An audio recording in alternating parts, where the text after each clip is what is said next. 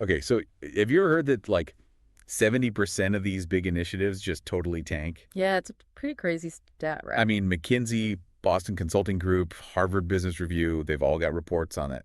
And it's not just some small thing. It's like a majority of these big projects just go belly up. And for agile transformations, it's even worse. Oh, yeah, way worse. Something like 80 to 85% failure rate for those. It kind of makes you wonder, like, why even bother with these huge transformations in the first place, you know? Well, the potential payoff is huge, but yeah, the risks are definitely there.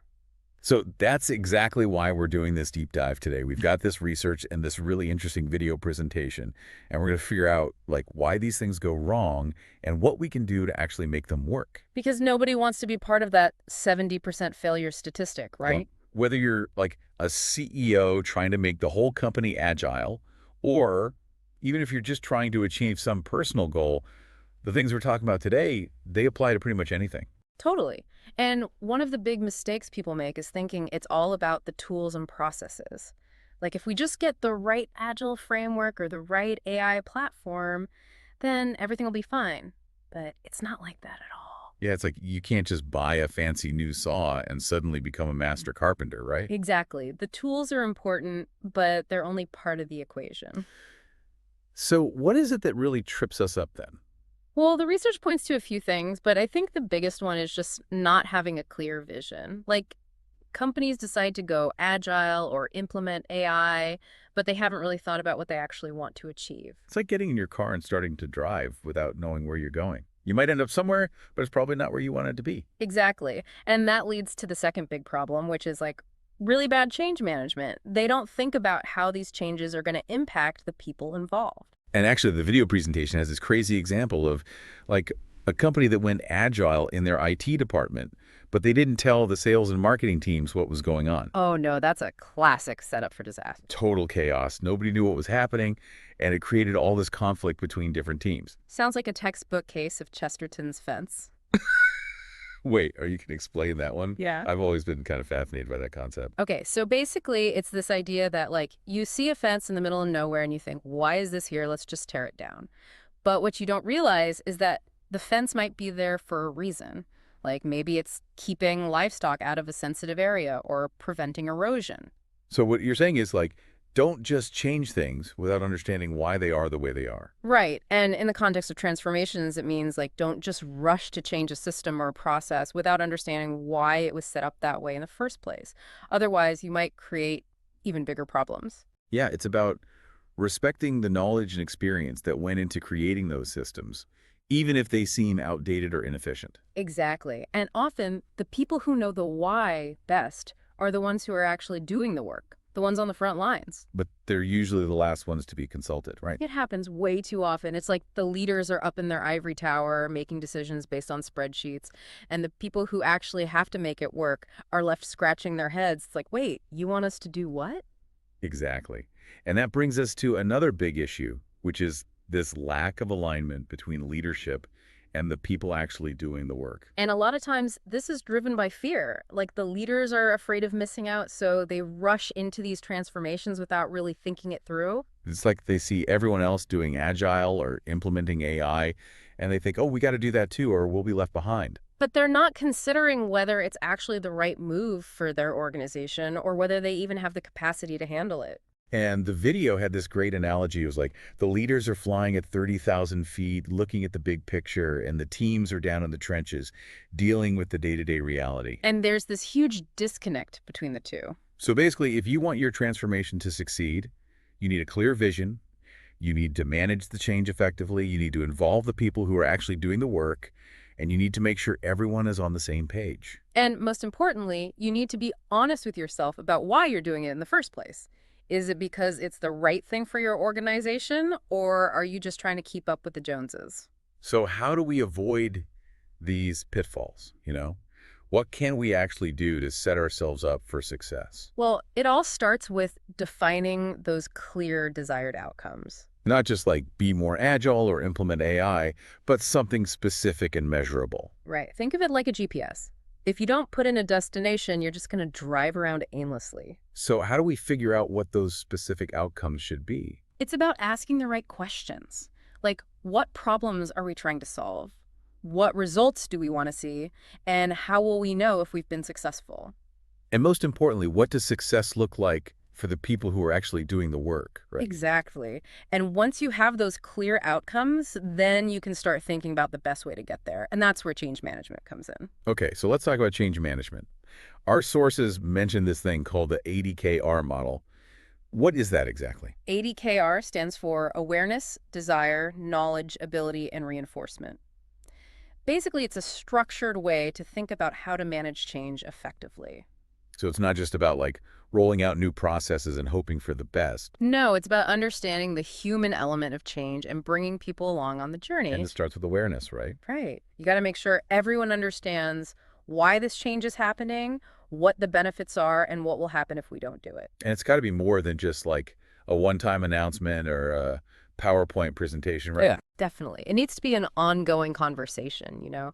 You need to create opportunities for people to ask questions, share their concerns, and really understand what's going on. Otherwise, they're going to resist it, Right. right? It's like if someone tries to force you to do something without explaining why, you're not going to be very happy about it. Exactly. You're- And that's where desire comes in. You need to help people see how this change will benefit them personally, how it aligns with their own goals and values. So it's not just about telling people what to do. It's about getting them excited about it. Right. And that's where leadership plays a huge role. Leaders need to be able to articulate a vision to inspire people and to create a sense of ownership. Because if the people implementing the change don't believe in it, it's not going to work. Yeah, exactly. Okay, so we've got awareness, desire. What about knowledge and ability? So once people understand why we're doing this and they're on board with it, then you need to give them the tools and the skills they need to actually make it happen. Like training on new processes and technology, right? Right. Yeah, but it's not just about dumping a bunch of information on them and hoping they figure it out. You need to make sure the training is relevant, engaging, and easy to understand. And that it's delivered at the right time. Right. Like there's no point in giving people training on something they're not going to use for another 6 months. Exactly. And once they have the knowledge, you need to give them the opportunity to practice and develop their skills. It's like you can read all the books about riding a bike, but you're not going to actually learn how to ride until you get on one and try it. It's a perfect analogy. And you need to create a safe environment for people to experiment, to make mistakes, and to learn from their experiences. Because if they're afraid to try anything new, they're not going to get very far. Right. And that's where leadership comes in again. Leaders need to create a culture where it's okay to fail, as long as you learn from it. It's about creating a culture of trust and psychological safety. Exactly. And then the final stage of ADKAR is reinforcement. Okay, so what is that about? Reinforcement is all about making sure the change sticks. It's about celebrating successes, recognizing people's efforts, and creating systems and processes that support the new way of working. So it's not just about making the change, it's about making it last. Exactly. And it's an ongoing process. You can't just declare victory and then walk away. You need to keep reinforcing those positive behaviors and making adjustments as needed. It's like if you want to lose weight, you can't just go on a diet for a month and then go back to your old habits. You need to make sustainable changes to your lifestyle. That's a great way to put it. Transformation is a journey, not a destination. So we've talked about a lot of high-level concepts here, but what does this actually look like in practice? Well, that's where the real-world examples from our sources come in. Right. So we've been talking about this in the context of organizational transformation, but I think these ideas apply to any kind of change, right? Definitely. Personal goals, career transitions, even just changing your daily habits. Think about a time when you tried to make a change in your own life and it didn't stick. Yeah, we've all been there. Did you have a clear vision of what you were trying to achieve? A plan for how you were going to get there. Did you have support from others? It's easy to get caught up in the excitement of a new idea or a new goal. But without that foundation of awareness, desire, knowledge, ability, and reinforcement, it's probably not going to last. It's like planting a seed without watering it or giving it sunlight. It might sprout, but it's not going to thrive. Okay, so as we wrap up this section, I want to give our listeners a challenge. Think about a change you're working on right now, or one that you've been putting off. Yeah. How can you apply the things we've talked about today to make it more likely that you'll succeed? Do you need to clarify your outcomes? Do you need more information or support from others? Do you need a plan for reinforcing those new behaviors? It's about taking those high-level ideas and actually putting them into practice. Making them work for you. And don't be afraid to experiment. You know, what works for one person might not work for another. Exactly. Find what works for you. And keep refining your approach as you go. Transformation is a journey, not a destination. And it's a journey we're all on together. One thing that really stuck with me from that video presentation was the idea that transformation isn't just about changing processes and tools, it's about changing the whole culture. Yeah, that's a really important point, and it's something that a lot of people miss.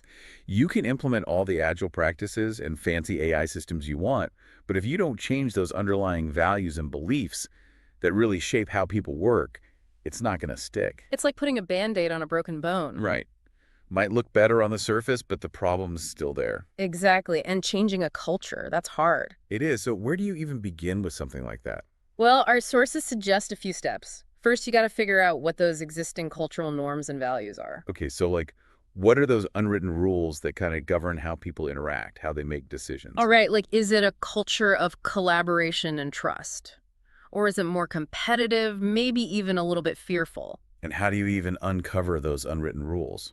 It takes a bit of everything: observation, listening, asking the right questions. Okay. You got to talk to people at all levels of the organization, watch how they interact, pay attention to the stories they tell. And the language they use, right? Exactly. It takes a real willingness to listen and learn from the people who are closest to the work. And a critical eye to figure out, which parts of the culture are actually helpful and which parts are holding you back. It's like Chesterton's fence again, right? Yeah. Just because something seems outdated doesn't mean it's not serving a purpose. Right. Right. You got to understand the why before you try to change anything. And often, the people who understand the why best are the ones who have been there the longest. They've seen how the culture has evolved over time. So once you've figured out what the current culture is, how do you start to shift it towards something that, supports your transformation goals? Well, you got to define what those desired cultural values are. What kind of behaviors and practices do you want to see? So do you want a culture of collaboration, Yeah. innovation, customer focus? Right. Or maybe something else entirely. It depends on your organization and your goals. But once you've defined those values, how do you actually make them stick? How do you embed them in the organization? It's a multifaceted approach. It involves everything from leadership modeling the desired behaviors to creating systems and processes that reinforce those values. And communicating them clearly. Right. Absolutely. You got to celebrate those values at every opportunity. So it's about aligning everything from individual actions to the overall structure with those desired cultural values. Exactly. You want to create a consistent experience that reinforces the culture you're trying to build. Because if you're saying one thing but doing another, people are going to see right through that. Oh, for sure. Actions speak louder than words, especially when it comes to culture. So it sounds like culture change is a long game, right? It takes patience, persistence, a willingness to learn and adapt. It's not a quick fix, that's for sure. It's an ongoing journey.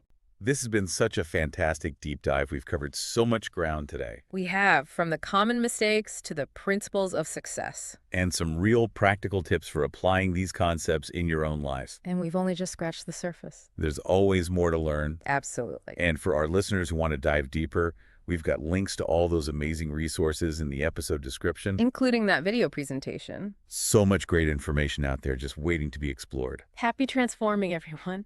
And as always, thank you for joining us on the Deep Dive. We'll be back next week with a brand new episode.